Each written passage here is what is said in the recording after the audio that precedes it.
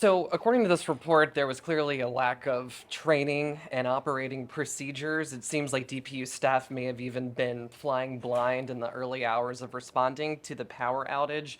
So, I'm wondering who was responsible for not implementing that training and those standard operating procedures, and will that person be held accountable, especially since the EPA back in 2022 already warned the city that it didn't have the proper emergency planning in place and that it wasn't even conducting exercises to respond to a power outage.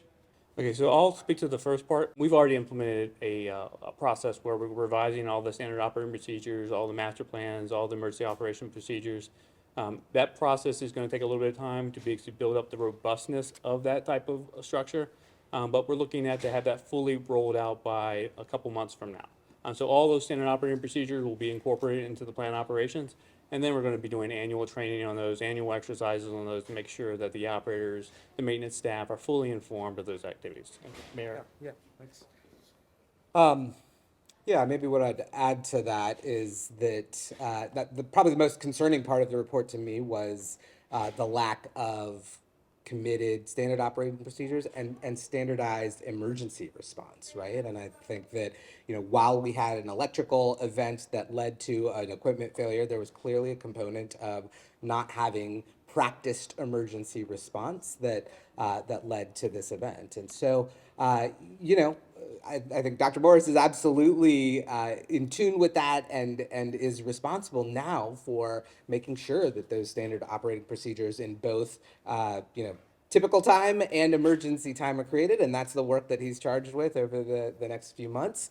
And I think that, you're asking the question about accountability. Our focus right now is to make sure that the water plant is up and running. If we identify through the course of appropriate procedures, appropriate training, that people still are unable to do the job well, then yeah, absolutely, we will manage that effectively. But we also should recognize that, in the absence of that,